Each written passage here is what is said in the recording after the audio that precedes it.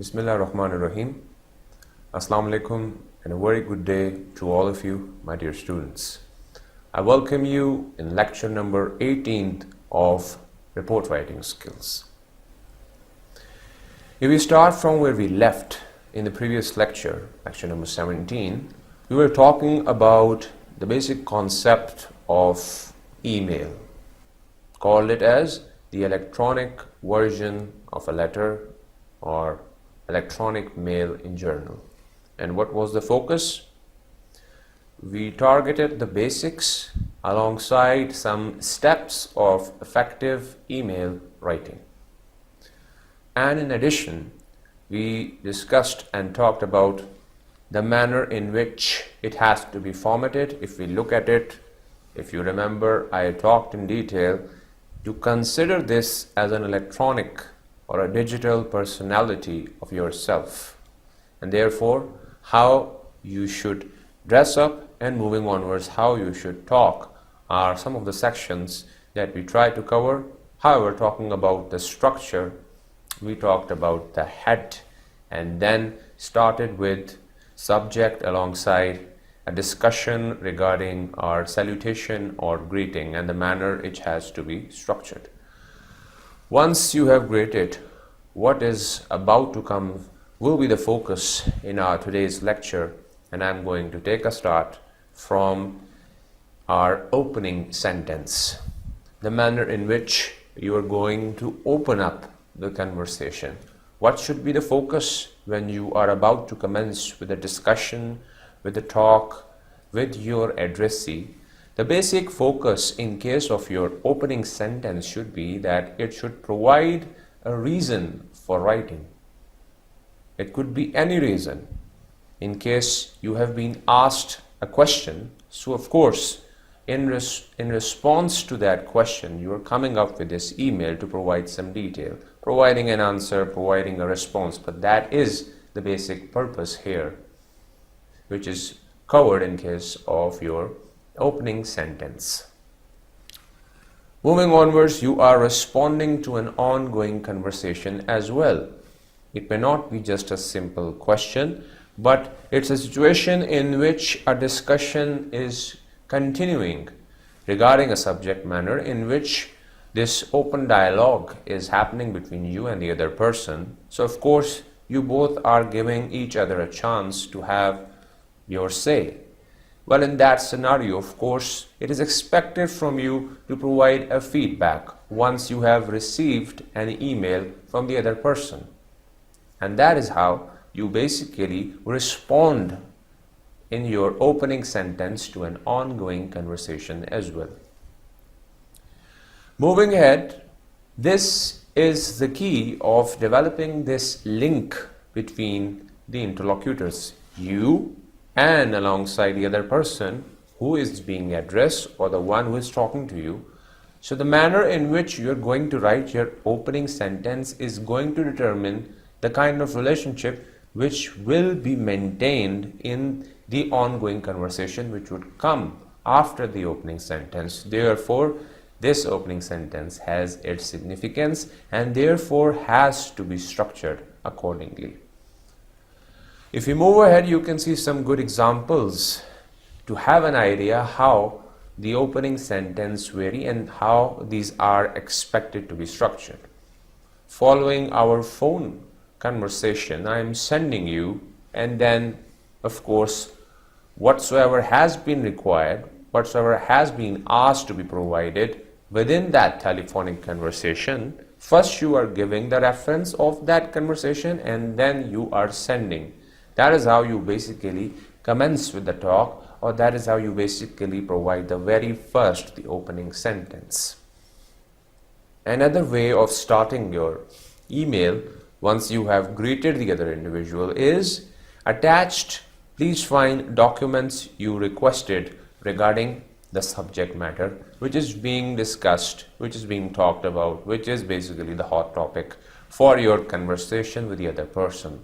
So if there is something which has to be provided in the form of an attachment, now I believe you are well aware of how you basically have to attach something in an email. You have this option, of course, at the bottom and you can clearly have an idea.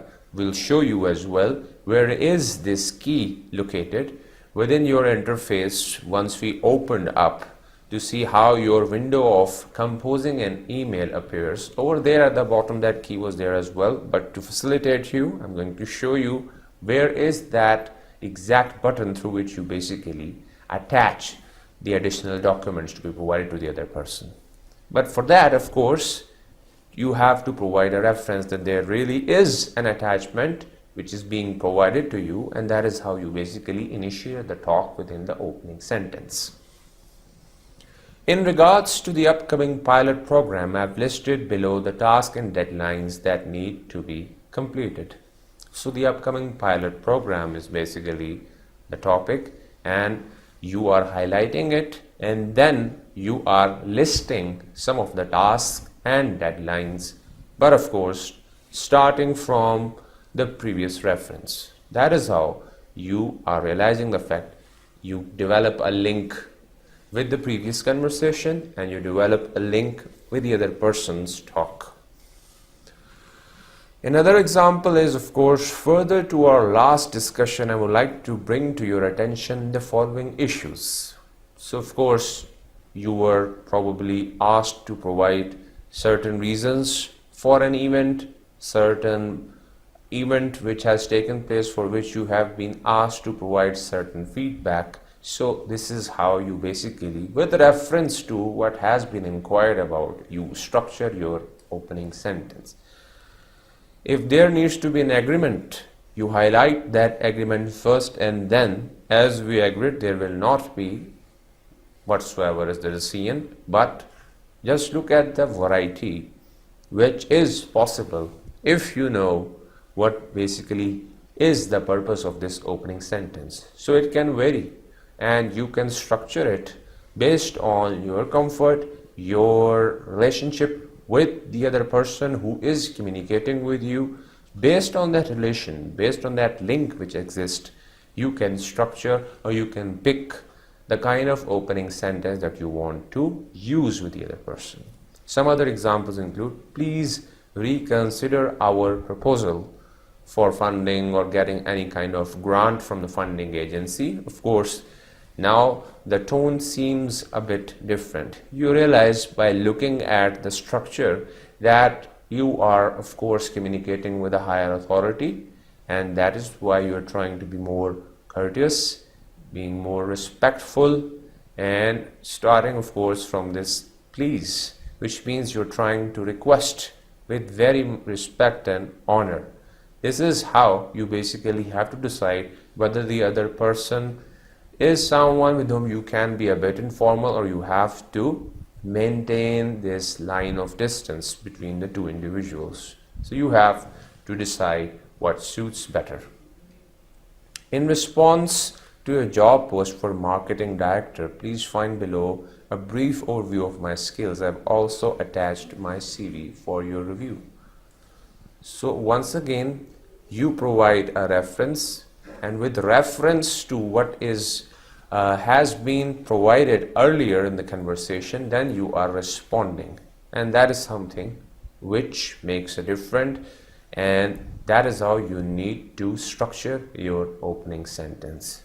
These are some of the examples, but the purpose here is just to give you an idea, not to just exactly copy paste such expressions, but to understand how you can structure your opening sentence. Hopefully it was helpful to give you an idea.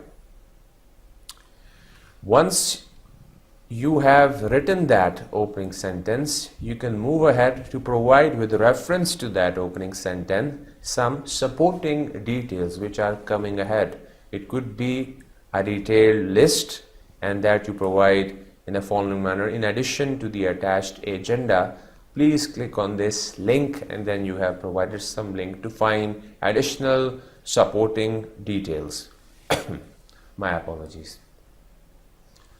In addition to this, to register for the online event, please go to this link or these steps to get yourself registered.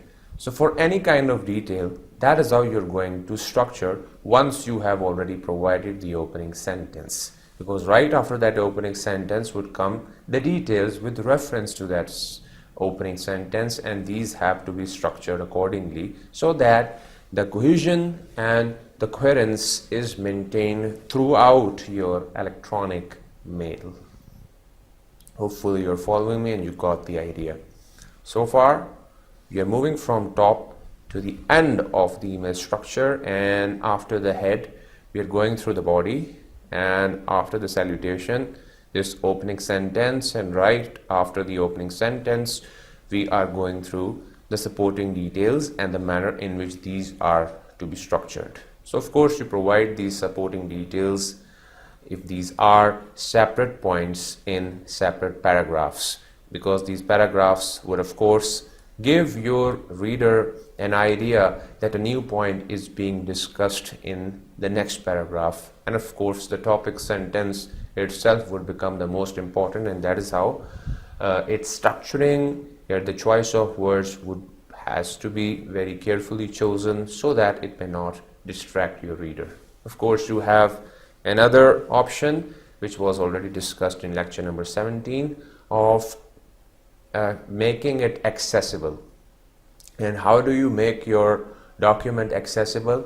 By the use of variable font size, changing the font size, using the bullets, making things bold, making them in italic. Everything is going to make a difference. You already need to know how and in which situation should you go for the following tools, because they should come after regular interval, and this regular use of these tools is going to help you as well as your reader to have the interaction in the best possible manner.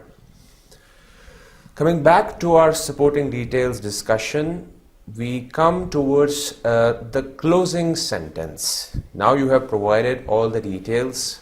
The sufficient details have been listed, be it in the form of bullets, numbers or paragraphs, but the point is details have been provided, and now you are about to close that talk, close the whole body, coming towards the conclusion. And what to be careful about when it comes to the closing sentence?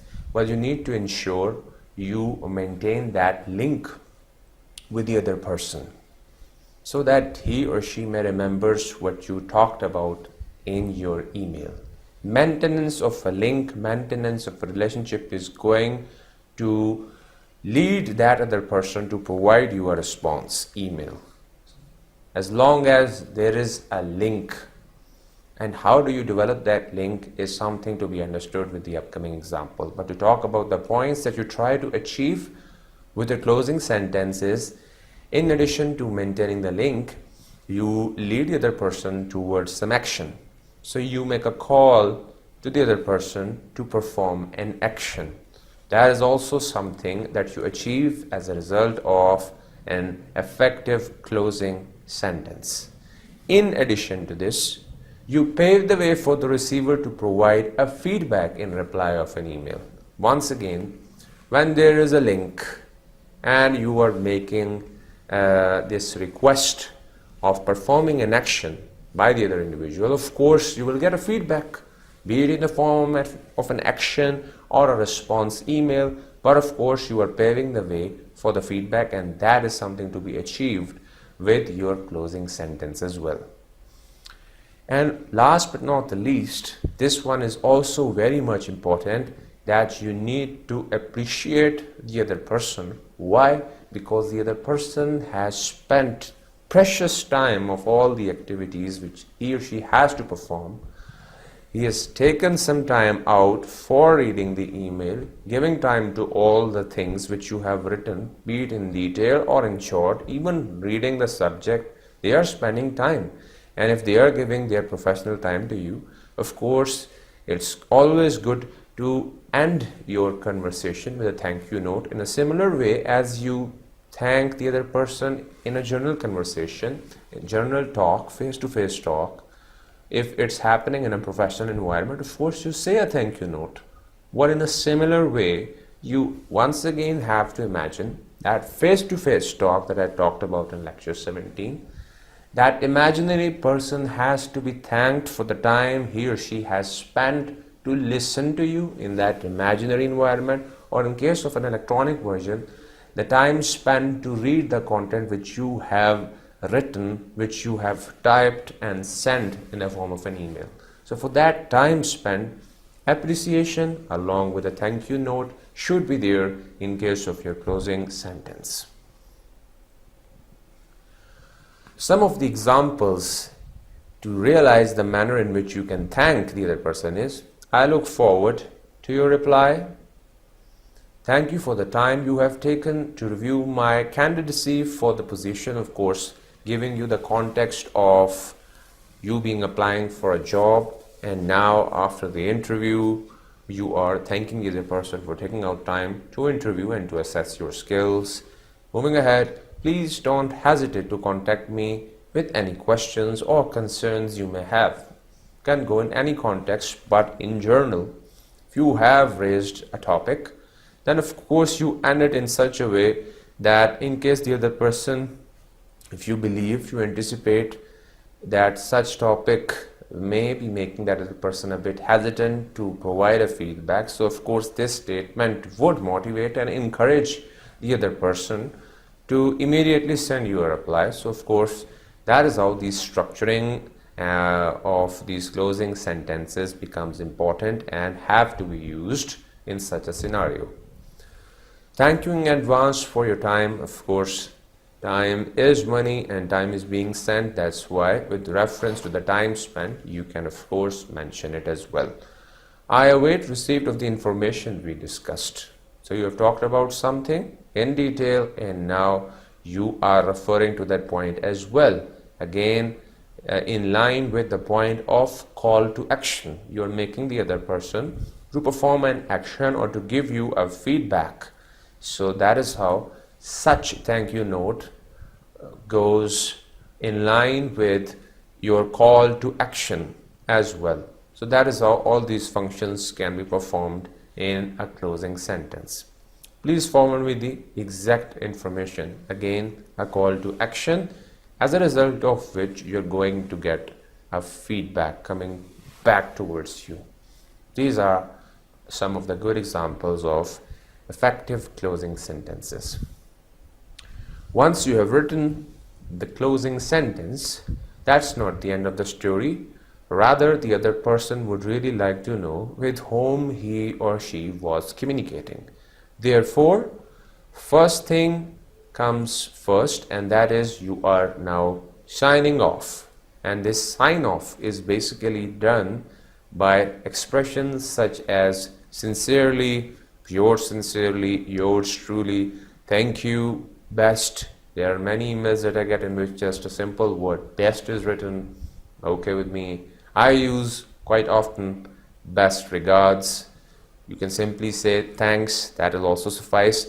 It all depends on the degree of formality, the relationship which is there between you and your reader. You can pick any one of these based on this relationship, and that is something which you have to determine while choosing the appropriate sign off.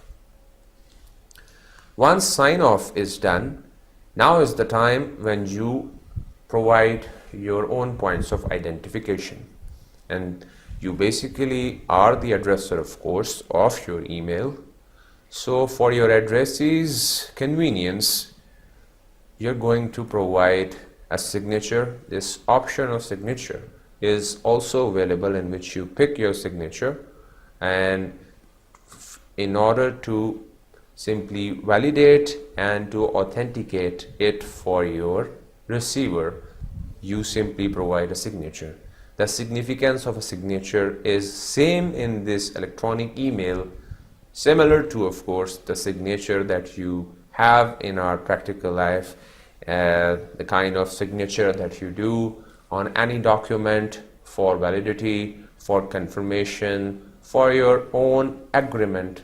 The same significance lies in case of your email. To authenticate or to validate or to initiate an action, you always sign or you do your initials in a similar way, just the way you are doing it in a hard paper, on a hard copy. You have to do it in, we call it as a soft copy. So your soft signature are available, can be used in case of your electronic email.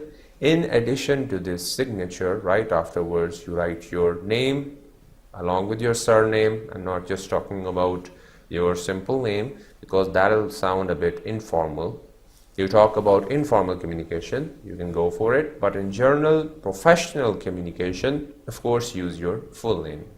Then talking about your title, you can call it as your designation, what do you do, your profession, your company name, the organization in which you're working. Then of course the email for making it convenient for the other person to contact you back. Of course, that'll help him to remember how to contact you or how to provide your response. That is the formal way. Then of course you can provide some other means to contact you by phone, fax, and in addition, most of you, or I believe many of you, would have your own web pages as well used for various purposes. Of course, you can give a link of that web address as well if you consider it necessary. This is how you basically provide the addresser's information at the end, right after your sign off, and once you have provided this detail, you move ahead towards the section of attachment. Attachment, as I discussed in my lecture 17, of course, are the additional documents, a means of sending pictures, documents be they in your Word doc form or be they in PDF form. So it could be any version. You can even send videos, you can send even audios. So you have the space of sending all these different additional components, additional information, if I call it in simple words. You have the option, you can see it in red, this clip which is there at the bottom of your email sending box. You click on it, that will take you straight away towards your computer. Your computer will open up, will simply show it to you where is the file that you really want to add up, be it some picture, some document, some PDF.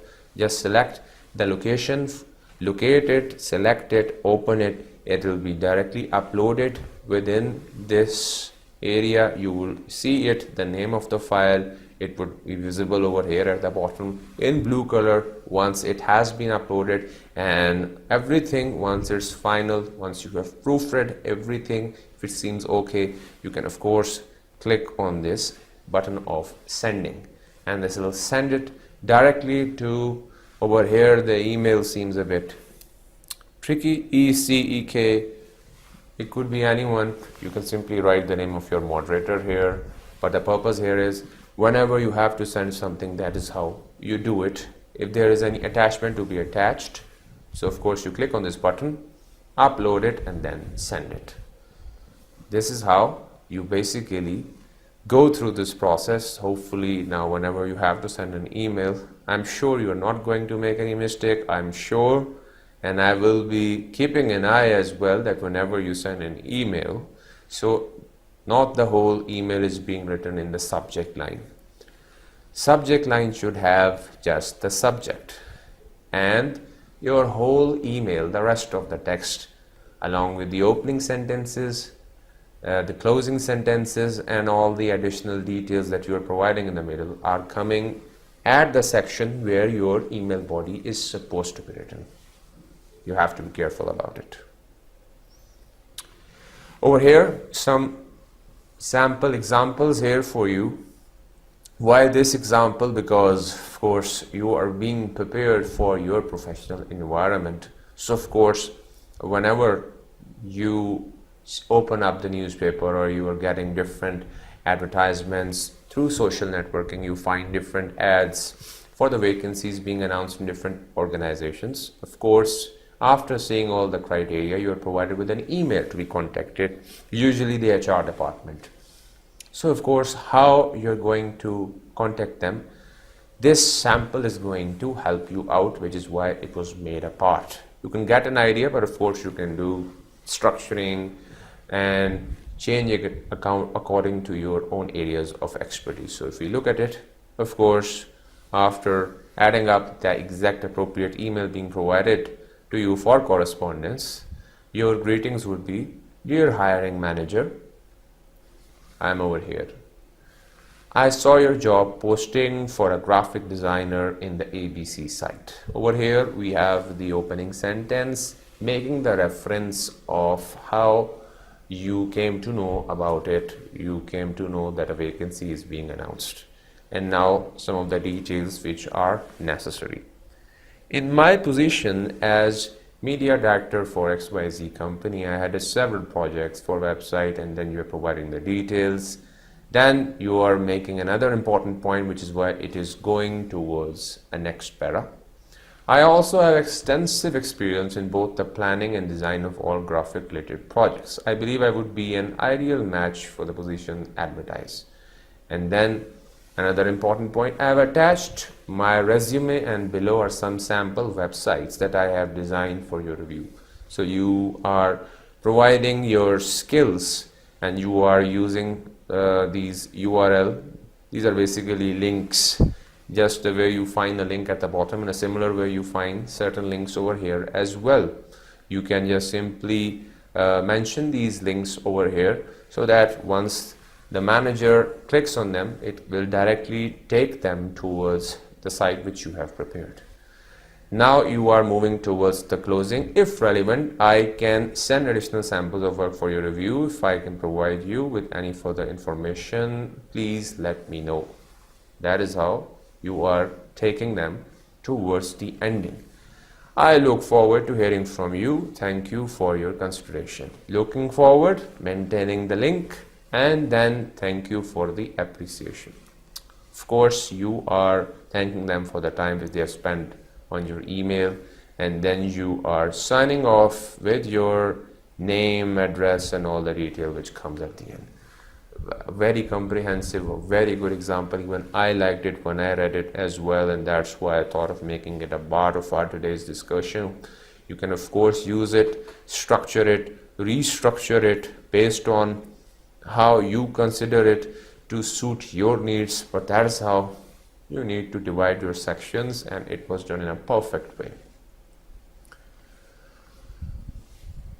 Scenario number 2, in which you have been called for the interview. You had a good interview. If there was any demonstration, of course you have done it well, and now once you are done with it, that won't be the end of the story. Of course, there is another version of email which turns out to be quite useful, and it would be helpful back in your case as well when you are applying for the job. That is basically once you have gone through the interview. So that's not the end, rather you thank your organization that you're looking forward to join for calling you for the interview, and for that you basically start with addressing your organization's head, who were there part of the interview. It was very nice to speak with you today about the sales position at the ABC organization, and then look at the appreciation which is coming, because the context demands you to provide some appreciation.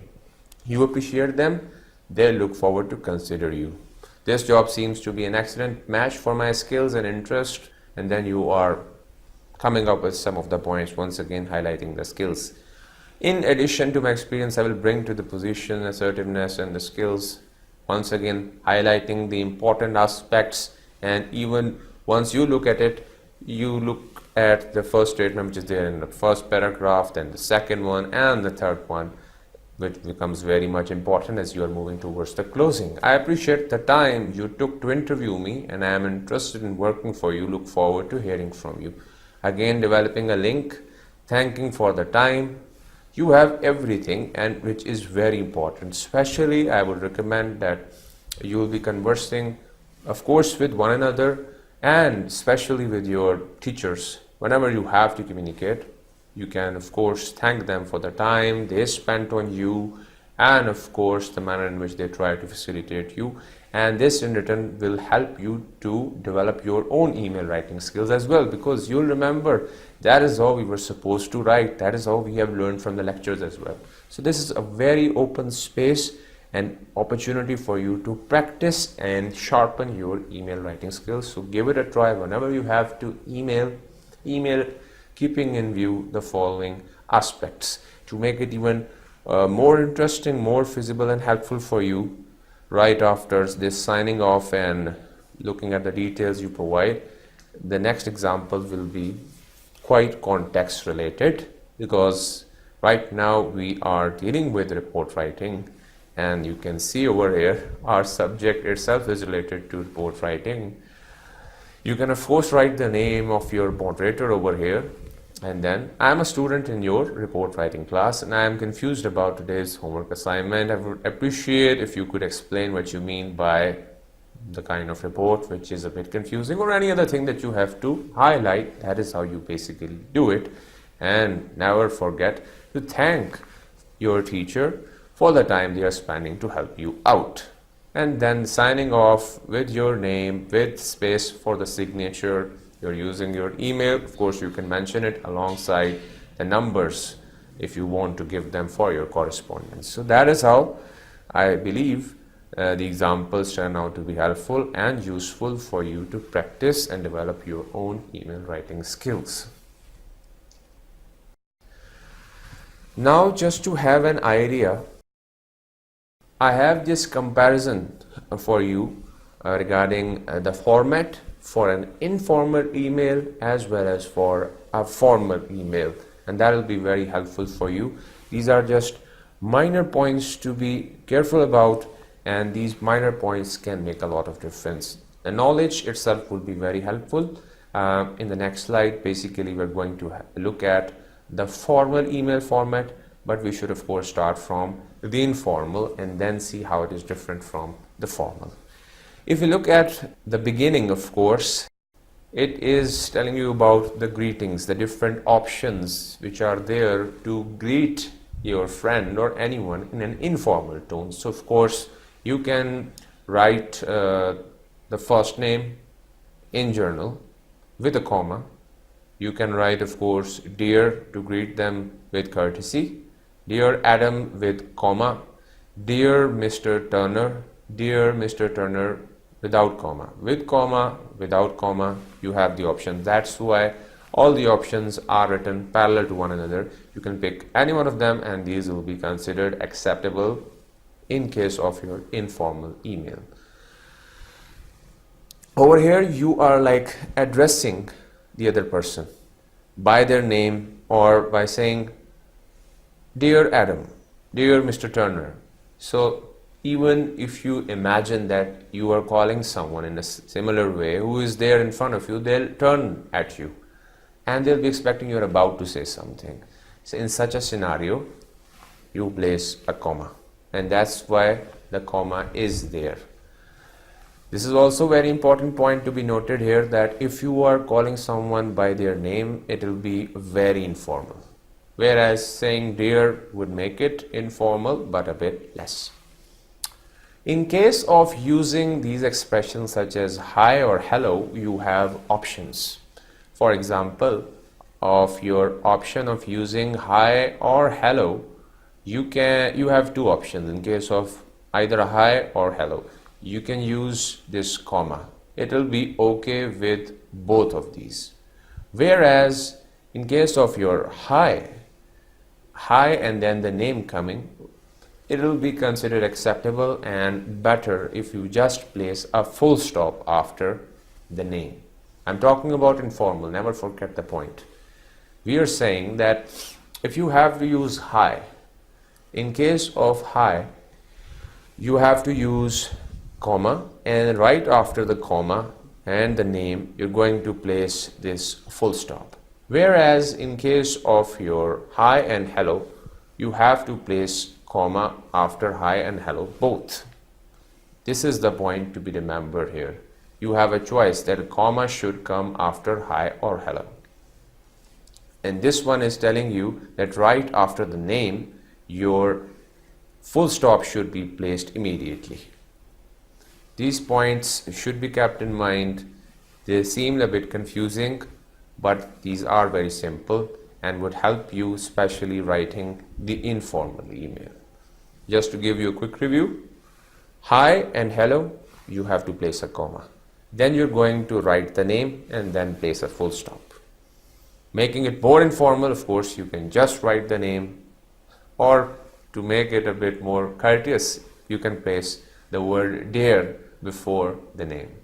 That is how you can write an informal email.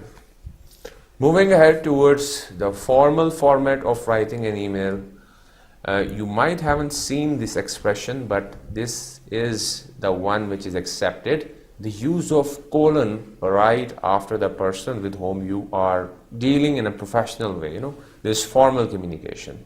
So over here the point is written for you that no need to use hi or hello, especially in case of your formal communication. Keep it restricted to dear for courtesy and respect. No punctuation after dear, especially when you are writing the name of that person with whom you're communicating afterwards. If that name is there, then with convention, it is generally accepted to write or to use this punctuation mark of colon right after the name ends without any space. So over here you can see dear Professor Kim and then a colon is there. But with the passage of time now it is also generally accepted, and which is why we don't see it quite often. But to tell you, in journal, colon is acceptable, and if you use it, there is nothing wrong with it, because this is the general convention to use it. Then of course you need to capitalize the names, not the whole name of course, because that would seem like shouting.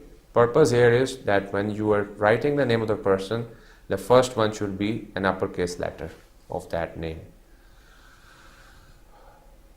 Hopefully I'm not missing any point. Over here once again you can see, in case of colon, no space between the word before and the colon. Dear Mr. Turner, the point which I basically mentioned. Then coming towards your signing off, you've written sincerely. After sincerely you have to place a comma, as you can see over here. In case of another medium or mode of signing off, you basically say yours truly, but over here it's written here in the box for you as well that notice the second word is not capitalized and need not to be capitalized. Single word, sincerely, of course, you're writing a word starting from the new line will be capitalized. But over here, this word shouldn't be in case you're using yours truly. No commas between titles and the end of a signature line if possible in case of your formal email. Do not mix them up. Just summing it all up, in case of your informal, hi, hello is okay, placing a comma and then the name and then the full stop. Or even if you drop the full stop, it's okay. Talking about the formal one, basic difference is that right after that name of the person, you place a colon. If you don't want to, now it's also accepted. And then in case of sincerely, placing a comma right after the signing off.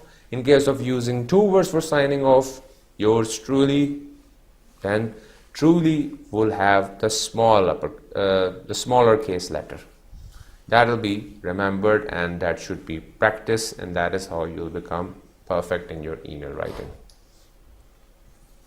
Spamming and flaming. These are also very good concepts to be remembered and should be kept in mind, because spam emails are something which are now generally managed by the email service providing websites. If I talk about Gmail, Yahoo, Hotmails, they have this separate folder, that separate section which is visible within your interface as well. It has the heading of spam. If you click on it, all the emails which are considered to be fake, they are directly transferred in that spam email folder, because these are fake, these are auto-generated, and these are basically, why am I calling it fake? Because they are abusive. They want to take your money, of course, by generating such a structure that you have won something, and if you click on that button, provide your account details, and you're going to win something even bigger. And if you fall for the trap, of course, you can lose a big bunch of amount. That can be a terrible loss. In order to avoid such thing from happening, such email service providers already maintain this folder whenever they feel like something is being auto-generated, being sent to different receivers of email, and the same pattern with the same use of language, they consider it to be spam and they maintain it in a separate folder, and that is why you do not see such email to be coming within your inbox. They directly go into the spam folder. But this practice itself, of course, is illegitimate, illegal, punishable, of course, but at your end it has to be avoided as well, because the manner in which you can avoid it is that you basically use your email very carefully, especially when you have to use it for buying something or for shopping. Of course, we have online markets where sometime it becomes necessary for providing the email for communication. So if you are making it like an open access email, now you have placed it in an online market, of course it can create a lot of trouble, because now it being in an open access can be taken by that spammer. Once they will buy that email, they, by using your email ID, they'll be sending emails to so many others, and God knows what they are sending. You don't have any idea, you won't have any idea what is being sent on your behalf. So in order to avoid such spam, be careful while sending emails to others, while sending emails or providing emails on different forums, online markets, such websites. Whereas in case of your own interface where you're receiving such auto-generated emails, better to just avoid them, just delete them. We'll have some details of those keys to avoid these spamming. Why flaming? Flaming is also coming because it's also very much related to this, emotional fight which happens in this electronic field, in which you and the other person get emotional and have this terrible exchange of words. Why am I calling it terrible? Because it involves emotion, and that's how it becomes a bit, something not much worth reading. That's why it has to be avoided, and some of the detail is coming in the upcoming slides. But talking about spamming and flaming together, both are types of email abuse. Understanding becomes important, which is why I have given you a detailed talk about it. And then if I talk about the point which is coming ahead, of course you are new to the internet. This is the point to be remembered. You won't see spam immediately, but gradually with the passage of time, you have started doing the interaction in different forums with different people. Of course, then there is a bigger chance of you getting spam email, but of course you have to avoid them. And how, what do you know if you find you're getting spam? There are several things you can do. How to avoid them, of course you can use the delete key. First and foremost thing is that they are already being placed in another separate folder. No need to open it, because that is kept at a side. Still, if you want to see how these are structured, of course you can look into it and then press the delete button. Then you can use the filter and folders, or even shareware packages to help you direct your spam into one folder. As I already mentioned, they are being kept aside at a separate folder, but of course the filters are also there within these email service providing websites to maintain this filter, keeping genuine and authentic email at one side, of course within your inbox, whereas such auto-generated fake emails at another site. Preventing spam, learn more about the various ways. Of course, just the search engine of Google is there, which you can use to find all the keys, all those strategies through which you can get even more knowledge, more understanding regarding these spams. And once you know more about these spams, you will know how to avoid them as well. So with this, we can move towards flaming. What basically flaming is, flame itself is very hot. So if the conversation itself becomes regarding a hot topic, even it becomes the use of abusive language or excessive use of such words which can humiliate, it is totally going opposite to the sea of courtesy and consideration. So if that is the case, then of course this is something that we call as flaming. Email or news group message in which the writer attacks the other person with uninhibited hostility. Flame war is an exchange of flames between two or more participants. So it becomes contagious, as the flame itself that you always see is, causing devastation in different forests, because it simply spreads within minutes, within hours, taking over the whole place. In a similar way, such flaming, if happening in this electronic medium, can cause trouble as well. So emotions have a way of generating more emotions, which happens over here, but it's a good idea to wait for a while before responding to an email that looks like a flame. You may have misinterpreted to the original email, but the best way to stop a flame war is not to respond. No response will simply put it directly towards an end. Now we are in a position to summarize and to simply look at all those email etiquettes that we can also consider as the conventions to be followed based on the knowledge, of course, that we have gained right from the beginning, starting from the basics, formatting, structuring, and of course the points to consider while writing an email by looking at all the examples and studying them in detail. Some conventions, some of the things which should be done, and some of the points which shouldn't be done, the do's and don'ts. So of course we're going to start from all the do's for writing an effective email to conclude how we can simply write it effectively. Of course, the first point comes first. The focus should be there on using the subject line to capture your reader's attention.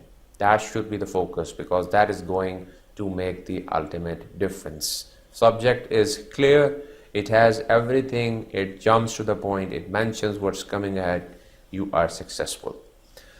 Put the key point of your message up front and restrict the message to one topic whenever possible, because that restriction will be easy for your reader to grasp and understand. If you are making one point at a time, that'll be okay. If there is a situation in which you have to mention multiple points, it's better, because it's not that cost effective. You raise one point, you write it in the form of an email, it's sent, done.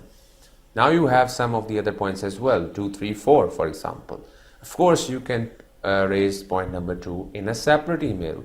It will have its own separate subject and it will be addressed separately. It will be read after point number 1, and that will be helpful for the reader as well as for you. Therefore, it's always better to restrict message to one topic wherever possible. And keeping the key point up front means the most important thing should come first, and then the less important and least important. If that is the order, you'll have maximum focus of your reader. Make it easy for the reader to reply yes or no or give a short answer.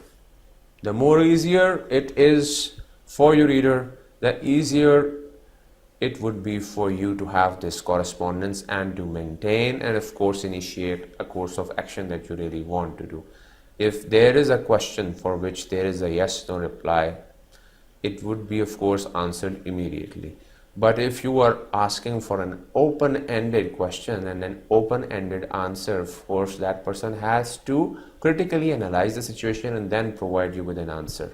This subjectivity of course would ask for some analysis. Analysis of course takes time, you are well aware of it. Therefore, although a possibility is that you will receive the email, but that will take time. But if you are asking such a question for which of course you are getting the answer immediately, it should be structured in such a way that either it should be a yes or a no. Making use of white spaces and legible font. Of course, how can you simply use the white spaces? Of course, white spaces are used to organize and order your content in the right way. White spaces are not just there between words. White spaces are also there between one line and the other line. White spaces are also there between one paragraph and the other paragraph. White spaces are there between bullets.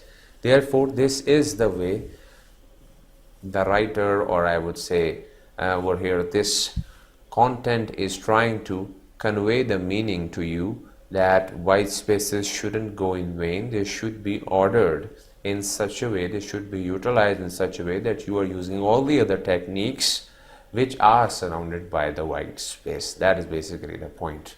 And of course, in addition to this, a font which is legible. Of course, you have to personalize by using conversational tone as well. And you basically, of course, we have talked about in lecture number 17 as well, that you try to make your tone conversational, and you want this talk to be more interactive in nature, in which basically the interlocutors are both involved in the meaning making process. So of course, for that you need to make it conversational in nature, and that is only possible if you are using contractions and pronouns. If you just give me a second, I need to use and open up this highlighter for you, because I want to highlight these points over here. The contraction and pronouns are very much important to make it, of course, conversational, because contraction are, of course, we are doing this. If I say we're doing this, where are you going, where are you going, you are performing good, you're performing good. These minor contractions are, of course, lessening the space and, of course, building up a relationship of a conversational tone which is there between two persons or two individuals talking. So that's how, this is basically the meaning that you need to personalize with the other person with whom you are conversing. Of course, this is courtesy, respecting common grammar and spelling conventions. If you are using grammar perfectly without making any error, of course, you are helping the other person follow you and understand your point. But if you are making the errors, it will initially have such a bad impression that the other person won't be interested to go into the detail. And that is why you need to make sure that you proofread before sending the email to the other person. That's how you respect common grammar and spelling conventions. That's how you proofread your message before sending it, and then make yourself good online, because your email can be forwarded to anyone or everyone else in the company or anywhere. The point here is that your email, especially being part of an organization, will not just stay restricted to a single individual to whom you are sending. Rather, of course, if it has a good point, it will be forwarded. It will be disseminated among the others as well to get the same advantage. Of course, they all would see who is the actual sender. And of course, if they identify you, and in such a case in which you are not using you're not picking up the right choice of words at the right time, of course it will affect your overall that electronic personality. So therefore, make sure you proofread, and with this proofreading you have a good impression in the mind of everyone who is receiving your email. Send messages only to people who need to read them. Respect other people's time and don't forward junk email to them. So of course, the point here in short is that you need to use this option of CC and BCC that we have studied in previous lecture sparingly when it's really much needed.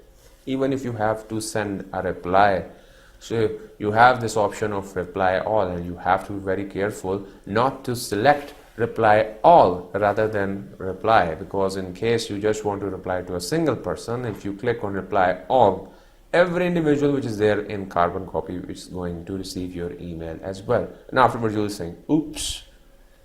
Once it's sent, will not be reverted back. You only have the time and you haven't pressed this button of send. Even if you just take out that lead of yours, if it's a Wi-Fi, if you switch it off, once it's sent, it will be received. There is nothing you can do about it. Therefore, better to be careful to whom it should be sent and to whom it should be replied. These are the points.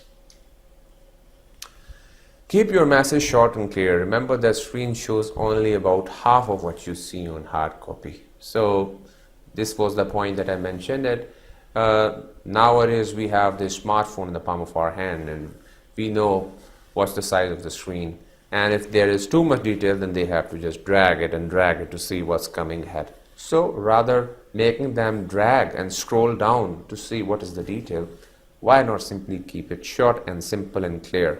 They'll read it, they'll reply, they'll give you an immediate response. So this is the basic do, which is going to give you a thumbs up.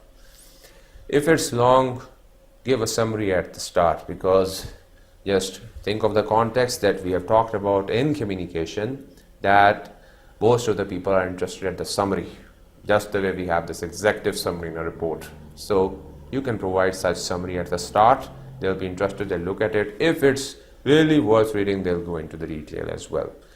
Scan your resume for viruses before you attach it to your email. Nowadays, it is something which your email service provider do, but earlier it used to be done by yourself as well. But now, of course, you have this ability of uploading something and it gets scanned for viruses and then gets uploaded. And even if you download something online, of course, it gets scanned first for viruses and then you download it. And if there is a chance of a virus, of course, you are warned earlier that there is a probability there may be a virus. But still, if you want to continue, then you can click on download it, you'll get it downloaded. And the rest of what happens to your system, you're responsible for it. Think about the message your email address sends. Keep your address simple and avoid unprofessional names such as this. No need to say it, it's clearly much visible, so no need to use such expressions which may be affecting the honor, dignity, and respect of the other individual. Therefore, you need to avoid such expressions. Treat your email as if you were writing a professional cover or thank you letter on paper. So, of course, the point here is you just have made it digital. Now it's more like an electronic version, but the point remains that make it professional. Keep it in a professional tone like a cover or a thank you letter, and that is how you're going to write an effective email. What not to do and what to avoid basically when we talk about a successful email or email conventions and the etiquettes. Well, don't use email if the message needs to be private and secure. Maybe the company has a policy on this. For example, everything being open. If you really want to keep it private and secure, use it, use some other means. Otherwise, everything will be open as well based on the policy that your company has. So you can simply avoid it in such a scenario. Don't send an email you wouldn't want anyone else to read because it's too easy to forward. That is also a point to be remembered. Don't forward a message without a brief comment why you are forwarding. This is also a general practice. Happens at times that you receiving an email, you consider it to be forwarded to another person. So you just simply click on the button of forward and it goes ahead. Better to write something in the body of the text. Why being forwarded? Why is it being forwarded? For some course of action that has to be performed or for information. Something has to be mentioned. Nothing should go empty. The boxes have been provided for filling up, and that's why it has to be filled up with some text. Don't leave subject line blank. This is very important. That's why don't. Point here is don't leave subject line either blank, and I have a don't for you. Don't even fill it up with the whole email. No. Email should come afterwards. Subject should have the subject itself, and it will be self-explanatory. So this is the point to be remembered. Don't type your message in capitals, because what will it sound like? It will be considered as you're shouting, because this is according to the convention. The tradition is set in such a way that if you are writing something, even if you look at the word shouting, so writing any word, even if I write what are you doing in this capital way, the other person conventionally would take it as you are trying to be angry, you're trying to be furious, you're trying to be humiliating, or trying to be angry. Such different meanings by just capitalizing. So just capitalize, use uppercase where needed. For example, writing the names of the company, then of course the first letter becomes capital. I'm not talking about the whole word. Don't overrun emails with smiley faces or other emoticons, meaning don't overrun. Of course, you can use where considered necessary, where there is a space of expressing your emotions. That's why you have the emoticons. The option has been enabled for this purpose, but don't overrun. As I also get the emails of certain students in which they have used so many emoticons, and in a big line they have just emoticons of crying, why less marks, sir. Sometimes smileys coming, Eid Mubarak, sir, and then a line of emoticons of smiling emoticons, I would say. Well, if it depends on basically the degree of formality. If the relationship between student and teacher is of such manner that they consider it to be useful, okay, if the moderator, the teacher doesn't mind, I have no issue. But if you consider that professor that he may or she may mind such expression, then of course you need to avoid and keep it formal. Don't let emotions or offensive language detract you from your message. Of course, that is also very important. Don't just rely on email, because email can be lost. Follow-ups are also important. Of course, these are telephone and regular mail. So of course, everything has their significance. Use or learn to use everything together. Everything has its place. Don't type your entire message in lowercase. That is also something to be avoided, because the example is coming ahead for you to understand. In addition to these use of internet acronyms, OMG, WTH, I mean internet, of course, meaning you have the modes of chatting, we have social networking in which you use such expressions. So in that way it's okay, but we are talking about the professional email. So such abbreviations, such acronyms are not okay. So this is how, if you look at all lowercase, I'll meet you in an hour, not looking nice. And even in case of the capital uppercase, it becomes like shouting. So it has to be avoided. Don't use slang, OMG George is such and whatever is ahead. Don't use idioms. Of course, idioms are also not comprehensible for everyone. Of course, you will feel like you are going for big language, flowery words, rhetorical use of words, but not everyone has the same level of comprehension. So of course, they will be asking for what do you mean by it, or they will be searching, be copy pasting that on Google to see what is the meaning of this idiom, while making your comprehension of email more lengthy and more time consuming. Don't write statements that speak for the entire organization unless permission from your supervisor has been given. Talk about yourself. Talk on behalf of yourself. If it's permitted to you, then on behalf of the company or the organization, you can go for it. Otherwise, just it's a reflection of your own personality, email or electronic personality. That's how you can relate and remember it as well. Now, when it comes to vocabulary, I have a comparison here for you that you can do with respect to the degree of politeness over here in this slide.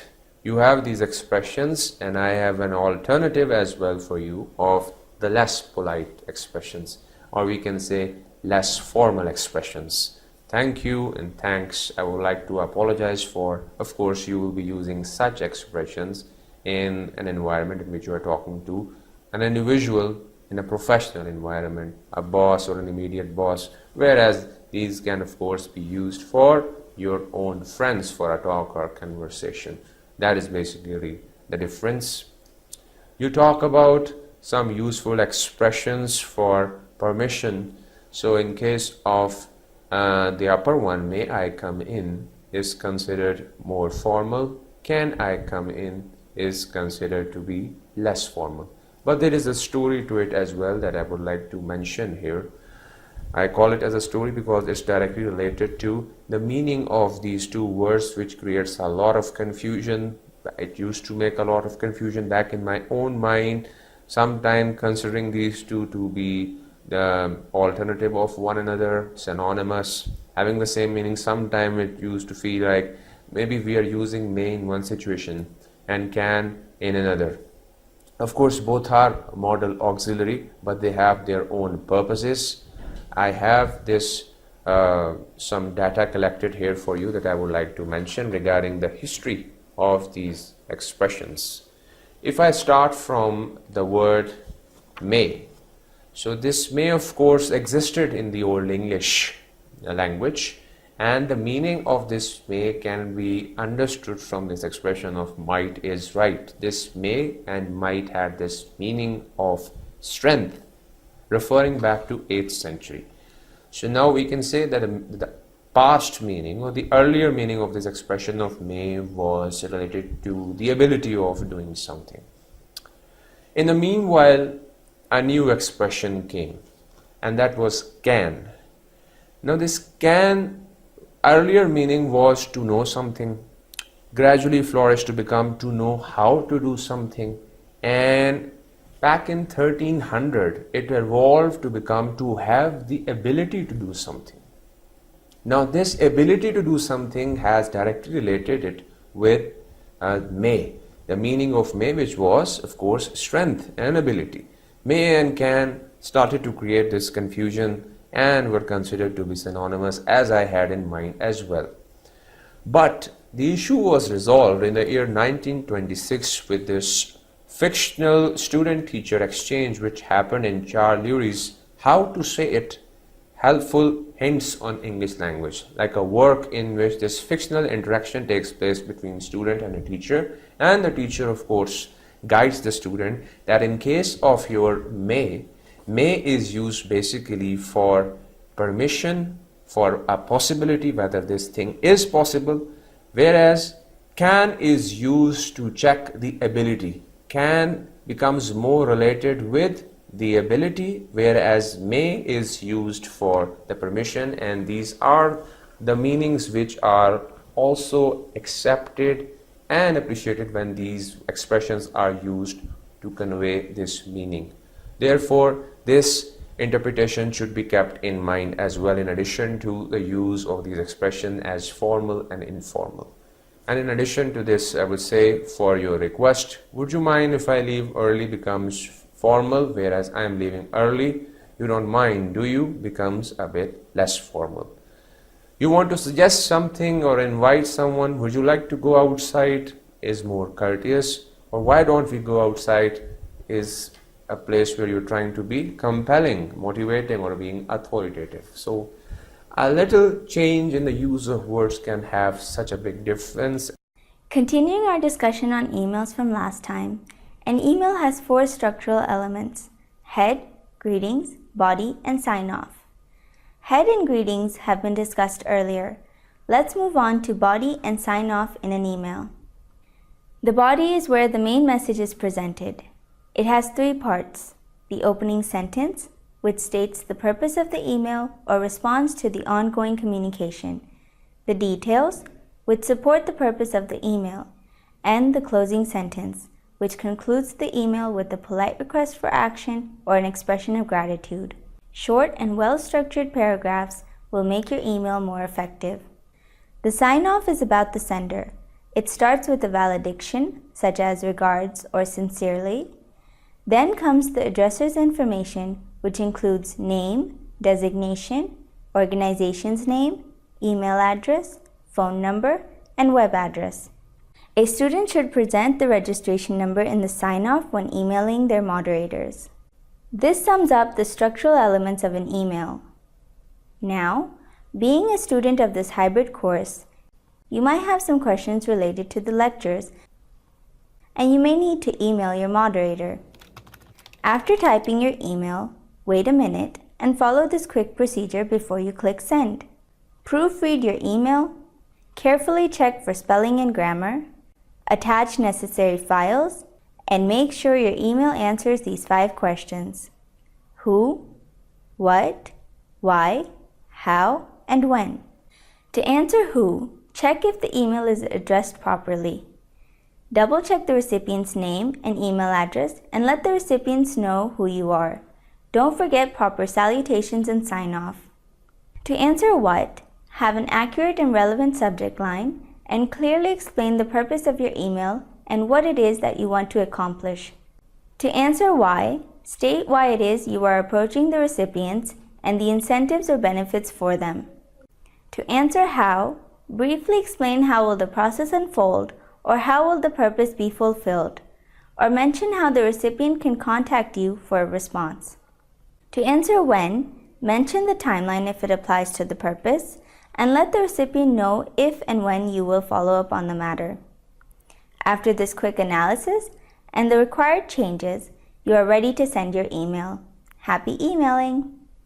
I would like to conclude here that we have successfully completed the structure of an email. We have talked about the do's and don'ts, the email etiquettes, and we have also looked at the end at some of the vocabulary expressions, useful expression, and the history of this may and can.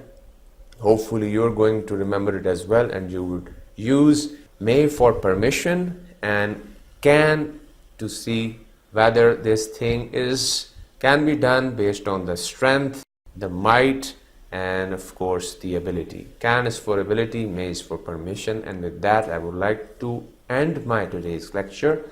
In the upcoming one, we're going to start with another separate form of writing. Till then, take good care of yourself. Goodbye and Assalamu alaikum from my side. Thank you.